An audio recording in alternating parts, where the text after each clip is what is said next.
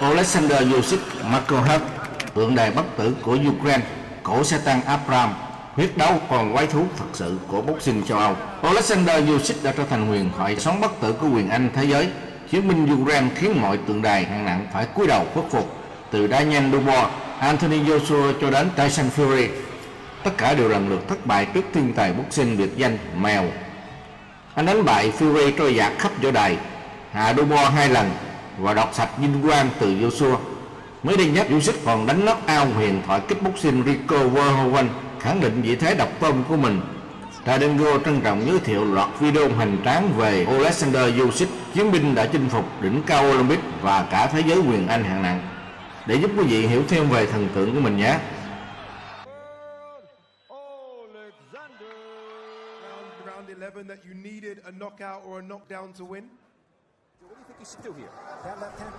Trận đấu giữa Alexander Usyk và Chad Witherspoon.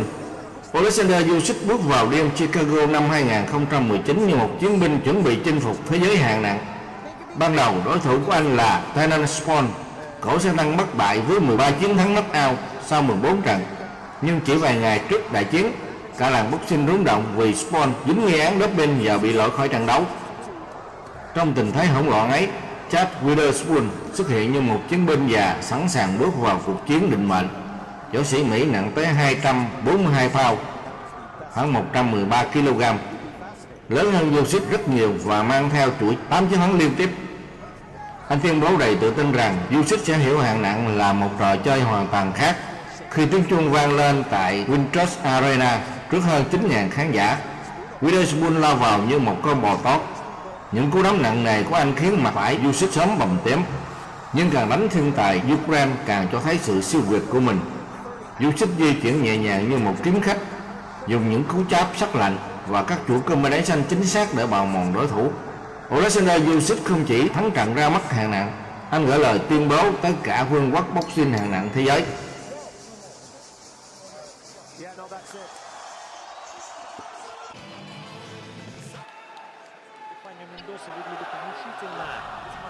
Và trận đấu giữa Alexander Usyk Epifanio Mendoza. Alexander Usyk bước vào trận đấu với Epifanio Mendoza như một cơn cuồng phong đang hình thành giữa bầu trời quyền Anh thế giới. Khi ấy Usyk chưa phải là ông vua tuyệt đối của boxing hiện đại như ngày nay, nhưng tất cả những ai từng chứng kiến anh thi đấu đều hiểu rằng võ sĩ Ukraine này mang trong mình khí chất của một huyền thoại tương lai. Đó không chỉ là sức mạnh của những cú đấm mà còn là trí tuệ chiến đấu siêu việt, tinh thần thép và phong thái lạnh lùng của một chiến binh sinh ra để thống trị võ đài. Đêm ấy tại Ukraine, bầu không khí trong nhà thi đấu nóng nực như một chiến trường cổ đại. Hàng ngàn khán giả đứng chật kín khán đài để chứng kiến mèo Ukraine tiếp tục hành trình chinh phục thế giới. Usyk bước ra võ đài với ánh mắt bình thản đến lạnh người, không gào thét, không khoa trương. Anh lặng lẽ tiến về phía trước như một sát thủ được lập trình hoàn hảo cho chiến thắng. Ở phía đối diện, Mendoza là một chiến binh dày dạn kinh nghiệm đến từ Colombia. Ông không sở hữu hào quang Olympic như Usyk, nhưng mang theo sự lì lợm của một võ sĩ từng chinh chiến qua nhiều trận đánh đẫm máu. Mendoza hiểu rằng mình đang đối mặt với một tài năng đặc biệt, nhưng ông vẫn bước lên võ đài với niềm kiêu hãnh của một chiến binh Nam Mỹ, không bao giờ biết sợ hãi. Ngay từ khi tiếng còi khai cuộc, Usyk lập tức khiến cả khán đài kinh ngạc bằng bộ pháp ma quái của mình.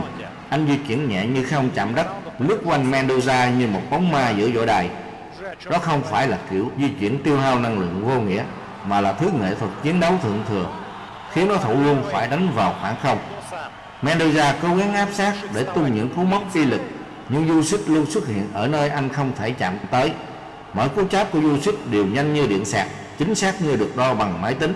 Những cú đấm ấy liên tục găm vào mặt và thân người Mendoza như hàng nghìn mũi kim thép. Các bình luận viên liên tục phải thốt lên rằng Usyk không đánh quyền Anh theo cách thông thường. Anh chiến đấu như một kỳ thủ cờ vua đang điều khiển toàn bộ thế trận. Mendoza vừa định ra đòn thì Usyk đã đổi góc. Mendoza vừa lao lên thì Usyk đã lập tức phản công bằng những chuỗi combination sắc lạnh. Khán giả bắt đầu hiểu vì sao Usyk từng giành huy chương vàng Olympic London 2012, huy chương vàng châu Âu tại Liverpool và chức vô địch thế giới tại Baku. Anh không chỉ mạnh, anh là một thiên tài boxing thực thụ. Hiệp 2 bắt đầu với tốc độ đòn khủng khiếp hơn. Usyk tăng nhịp liên tục khiến Mendoza phải xoay người chống đỡ trong tuyệt vọng. Những cú chắp trái của võ sĩ Ukraine giống như lưỡi dao mổ phanh từng lớp phòng thủ của đối thủ. Rồi bất thần Usyk tung cú móc trái cực mạnh vào gan, khiến Mendoza khựng lại trong tích tắc. Đó chính là sự đáng sợ của Usyk. Anh không cần một cú đấm duy nhất để hủy diệt đối thủ. Anh bào mòn họ bằng hàng trăm cú đánh chính xác đến tàn nhẫn. Mỗi hiệp đấu trôi qua, Mendoza càng chậm hơn, còn Usyk thì vẫn nhanh nhẹn như bước vào trận đấu. Người ta nhìn thấy sự khác biệt về đẳng cấp thể lực. Trong khi Mendoza bắt đầu thở dốc, Usyk vẫn liên tục nhảy chân, đổi góc và tung đòn với tốc độ kinh ngạc. Đó là thành quả từ những buổi tập địa ngục của anh, đấu tập hàng trăm hiệp, rèn luyện như một cỗ máy chiến tranh. Hiệp 3 trở thành màn trình diễn của riêng Alexander Usyk. Anh bắt đầu tung ra những chiêu đòn combination đẹp mắt khiến khán giả đứng dậy reo hò. Chắp trái, móc phải, uppercut, rồi lại đổi góc bằng bộ pháp thần sầu. Mendoza giờ đây chỉ còn biết chống đỡ trước cơn mưa đòn như bão táp. Gương mặt của võ sĩ Colombia bắt đầu sưng đỏ, máu rỉ ra nơi khóe miệng, nhưng ông vẫn không bỏ cuộc. Chính tinh thần chiến binh ấy khiến trận đấu trở nên đầy cảm xúc. Mendoza hiểu rằng mình đang đối đầu với một con người khác biệt, một võ sĩ mà tương lai có thể sẽ thống trị cả thế giới. Usyk lúc này càng đánh càng thăng hoa. Anh di chuyển quanh võ đài như một nghệ sĩ đang biểu diễn giữa ánh đèn rực sáng. Những cú đấm của anh không hề hoang dại mà cực kỳ gọn gàng, lạnh lùng, hiệu quả. Đó là boxing ở đẳng cấp nghệ thuật cao nhất. Rồi khoảnh khắc định mệnh cũng đến ở hiệp 4. Usyk tăng tốc dữ dội như một cơn lốc thép. Anh ép Mendoza lùi dần về dây đài bằng những cú cháp liên hoàn. Mendoza cố phản công bằng cú tay phải mạnh mẽ, nhưng Usyk nghiêng đầu né gọn rồi lập tức tung chuỗi combination khủng khiếp. Một cú móc trái trúng cầm, một cú uppercut xuyên qua hàng thủ, rồi cú hẳn tay trái như búa tạ khiến Mendoza choáng váng. Cả khán đài bùng nổ. Usyk không cho đối thủ cơ hội phục hồi. Anh lao lên như một mãnh thú, tung liên tiếp những cú đấm chính xác đến lạnh người. Mendoza lảo đảo, đôi chân không còn giữ được thăng bằng.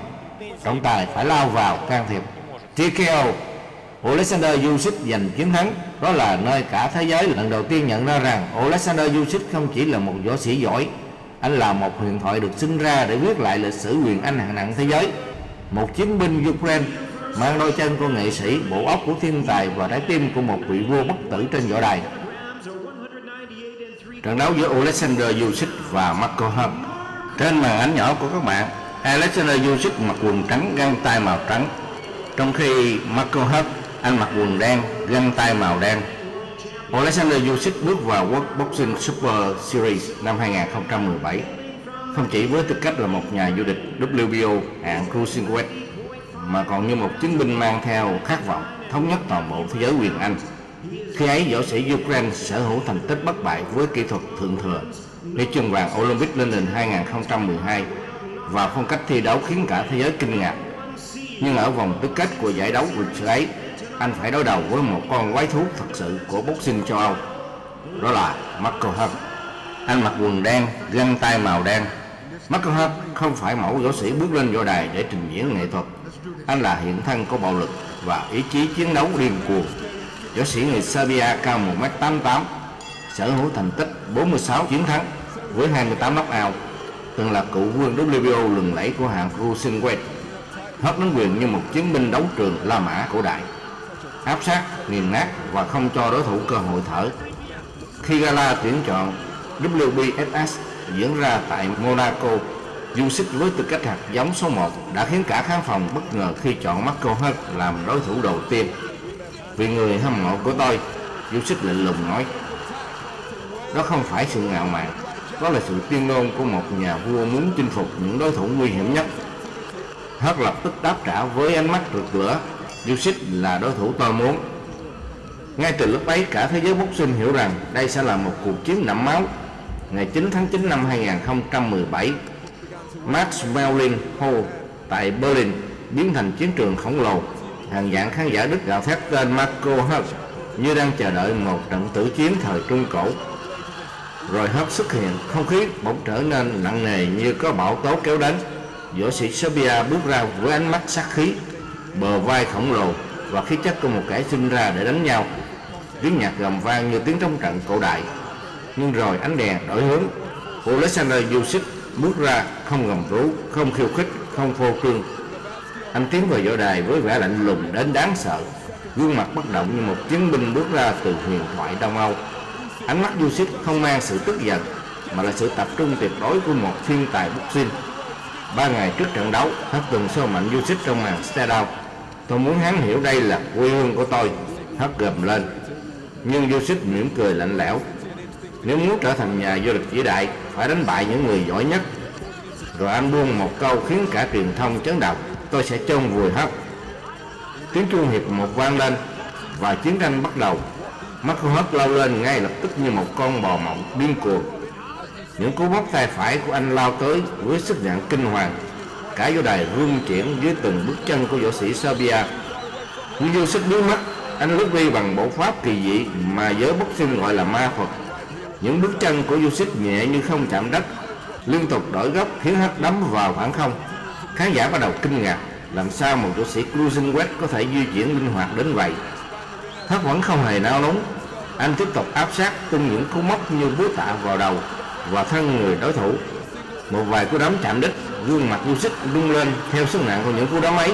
Nhưng điều đáng sợ nhất là Usyk gần như không phản ứng, không lùi bước, không hoảng loạn, không mất bình tĩnh. Anh vẫn lạnh lùng di chuyển, cháp, đỡ gốc rồi phản công bằng những chuỗi combination sắc bén. Usyk hiểu rõ sự nguy hiểm của Hất. Một sai lầm nhỏ có thể trả giá bằng knock out. Bởi vậy, Usyk không lao lên tấn công vô tội vạ. Anh chọn cách đánh an toàn nhưng cực kỳ tàn nhẫn, di chuyển liên tục để giảm sát thương, kéo Hất vào mê cung bộ pháp rồi từng chút bào mòn đối thủ bằng độ chính xác chết người. Đó là trí tuệ boxing thượng thừa, giống như bài học lịch sử của Manny Pacquiao trước Juan Manuel Marquez. Chỉ cần say máu một giây thôi, mọi huyền thoại đều có thể sụp đổ. Usyk không cho phép điều đó xảy ra. Hiệp 3, hiệp 4, hiệp 5, Marco Huck vẫn lầm lì như một chiến binh bất tử. Anh không ngừng áp sát và tung đòn. Tiếng va chạm giữa hai võ sĩ vang lên như tiếng búa đập vào thép. Nhưng càng đánh, sự khác biệt càng lộ rõ. Usyk nhanh hơn, chính xác hơn, thông minh hơn. Anh liên tục cháp vào mặt Huck, rồi đổi góc tung cú móc trái vào gan. Những cú combination 3 đến 4 đòn của Usyk khiến Huck bắt đầu phản ứng chậm lại. Khán giả Đức dần im lặng, họ nhận ra Marco Huck đang bị kéo vào một trận chiến mà anh không thể kiểm soát. Usyk chiến đấu như một đại kiện tướng cờ vua đang điều khiển mọi nước đi. Hiệp 6 trở đi, tốc độ của Huck giảm thấy rõ. Những cú đấm bắt đầu hụt nhiều hơn, hơi thở nặng hơn, bước chân chậm hơn. Trong khi đó Usyk vẫn di chuyển nhẹ nhàng như trầu trận. Bình luận viên liên tục gào lên kinh ngạc: làm sao cậu ấy vẫn còn sung sức như vậy? Đó chính là sức mạnh thể lực phi thường của Usyk, kết quả từ những trại tập địa ngục nơi anh đấu hàng trăm hiệp và rèn luyện như một cỗ máy chiến tranh. Hiệp 8 xảy ra tình huống gây tranh cãi. Usyk áp vào chân Huck và ngã xuống sàn. Nhưng thay vì lùi lại, Huck tung thêm cú đấm vào đối thủ khi anh lúc này đầy tức giận và bất lực. Anh hiểu mình đang dần bị cuốn vào cơn lốc mang tên Alexander Usyk.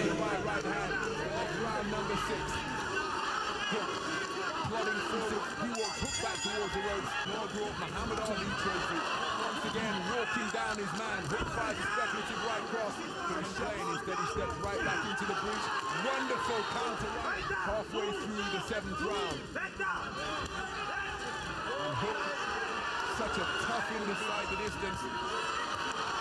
As Usyk gets onto the front foot, Huck buckling, but he can't evade these blows. He's back to the space of centering now.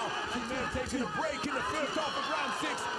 And Huck now almost following his Huck, bobbing and weaving in front of his man. The right hand from Huck, now he walks his man down once more. Looking for openings with feather-like shots. Pecking and poking with that right hook. Here's the same shot once again. But now here comes Alexander Usyk, unloading heavy leather. Huck covering up, trying to find out a significant. But I just get the sense that his forward foray is becoming a little less effective now. Landing a solid right hand. Usyk just completely disregarded it and came back with his own salvo that was far more effective. Hiệp 9, Usyk bắt đầu tăng tốc khủng khiếp, những cú chắp trái liên tục xuyên thủng hàng thủ Huck. Rồi anh đổi góc cực nhanh và tung ốc bật cách vào giữa hai tay phòng thủ của đối thủ. Hết choáng váng, nhưng chiến binh Serbia vẫn cố lao lên. Anh vẫn đánh trả, vẫn tìm kiếm cú đánh định mệnh. Tinh thần ấy khiến khán giả phải đứng dậy vỗ tay. Marco Huck không phải kẻ hèn nhát, anh chiến đấu đến hơi thở cuối cùng, còn cái lùng cũng đánh. Nhưng đêm ấy trước mặt Huck không phải một võ sĩ bình thường. mà là một thiên tài boxing đang tiến hóa thành huyền thoại.